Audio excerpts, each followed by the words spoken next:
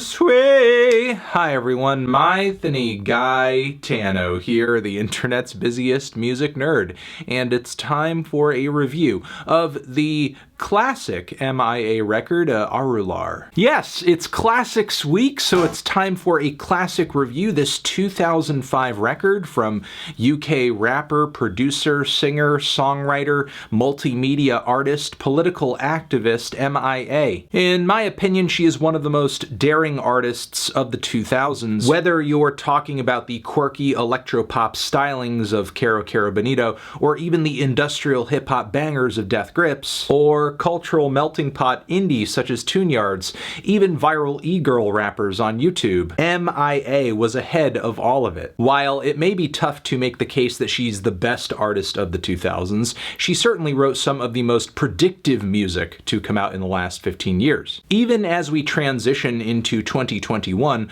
Arular still sounds like a project that could drop a month from now and still sound current. In fact, I think this record and its follow-up Kala sound more relevant now than they ever have, because at the time that this dropped, nobody was sounding like this. And what's even more incredible is that M.I.A. lived to actually record and release this project. I won't go into too many details here, as some of them are quite harrowing and they're all readily available online for anyone who wants to read, but much of her youth after being born in London was spent back in Sri Lanka, where her father worked as an activist in a civil war that would end up displacing her family for quite a long time. With her mother, M.I.A. was eventually able to go back to England, which put her in a position to go to art school studying fine art and video. This put her on a trajectory to become a filmmaker, but eventually her talents had her cross over into the music scene, and that drew her to a different path. That would lead to all of the demo tracking and the release of a 2004 mixtape that would set the stage for this album. Much of Arular does sound like a brick to the face, but don't let that distract from the fact that M.I.A. stylistically here pulls off an amazing balancing act, finding ways to tie together all these unlikely sounds masterfully and methodically. To put it as simply as I can, this record sounds like an explosive clash of glitchy electropop, populist dancehall, booming Miami bass, uncompromising synth-punk, UK hip-hop, and a bit of Brazilian favela funk too. And of course, all of this is attached to her unapologetically opinionated and also political lyricism, which occasionally pushes these tracks into the realm of protest music. I mean, if pull up the people, pull up the poor, pull up the people, pull up the poor is not a statement of protest, I don't know what is. So there are a lot of sounds and ideas flowing throughout this project, some of which are helped along with the production of Diplo, Cavemen, or Richard X. But no matter who takes part in a given song, it is painfully clear that it is M.I.A.'s vision that is guiding all of it, because this record is so amazingly consistent. Absolutely all of it is banging, raw, charming, and intercontinental. Now back to Pull Up the People, which the first few bars of this track I think sonically are a great mission statement for this LP, because God, I love how dry and naked every single sound, every abrasive percussive hit, every bass gurgle is. It really enhances the bold and in-your-face energy of this project. On top of it, there's absolutely nowhere for any blemishes on this record to hide. But in the case of M.I.A., I think this is just a show of rugged strength, as on the lyrical side of this track, she compares herself to a soldier, a fighter, her beats are compared to bombs. That's certainly the case also for Bucky Dun Gun, whose international electro grooves and hand drums sound like a sonic rush that really embodies some of the song's opening lyrics. They're coming through the window, they're coming through the door, they're busting down the big wall and sounding the horn. This track sounds like a violent dance revolution set in either 1980s Miami or Rio de Janeiro. Things do tone down a little bit on the emotional side with sun showers, but sonically I think this track is as bold as any other here. The track is like a glitchy, mutant piece of dancehall featuring this strangely chorused vocal on the hook that is essentially an interpolation of Sun Shower by Dr. Buzzard's original Savannah Band.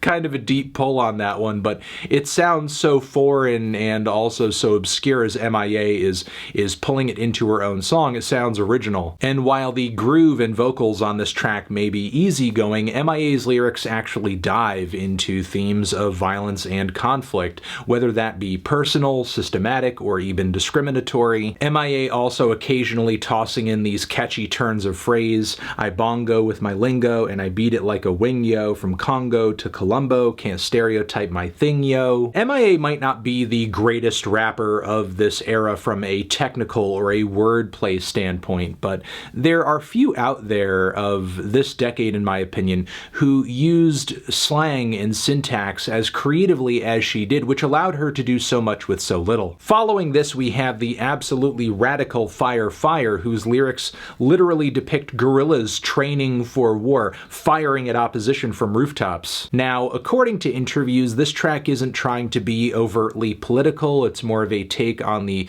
music industry failing to cater to more alternative tastes, which I would say was certainly the case in the 2000s. And so if you don't give us what we want as an audience or as musicians, we will make it, we will take it, we will create our own scene, and if that's not a political statement, I don't really know what is. I mean, this track may not be literally about war, but the ethos M.I.A. is putting forward is certainly reflective of alternative cultures spread across the internet in a self-sustaining way. By comparison, the track Amazon reads as a lot more literal. Given the strife M.I.A.'s family has gone through, one could most likely read this track as a meditation on getting lost in the haze of war or violence, even human trafficking maybe. Meanwhile, on the instrumental side, we have this menagerie of sound effects that sound like they're straight out of the jungle, backed up with these electroacoustic bits of percussion. It really transports me to the tense Amazonian scene that is being set here. There's also the deliciously glitchy bingo, which is packed with all of these